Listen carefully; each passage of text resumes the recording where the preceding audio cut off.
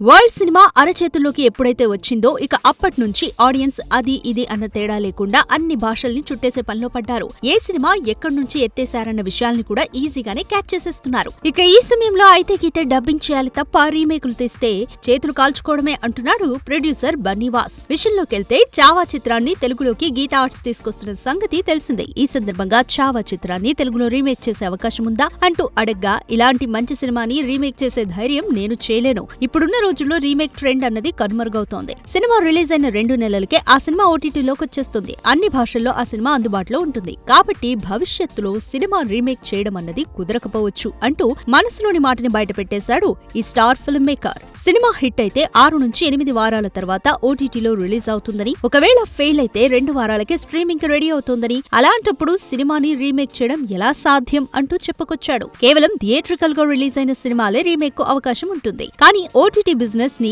ఏ నిర్మాత వదులుకుంటాడు? అలా చేయాలంటే నిర్మాత ధైర్యం చేయాలి. ఓటీటీ కంటే ఎక్కువగా రీమేక్ రైట్స్ రూపంలో నిర్మాతకు ముట్టాలి అంటూ ప్రెజెంట్ ట్రెండ్ ని తనదైన శైలిలో విశ్లేషించాడు వాసు. చూడాలి మరి రాబోయే రోజుల్లో ఈ ట్రెండ్స్ లో ఇంకెన్ని మార్పులు చోటు చేసుకుంటాయో.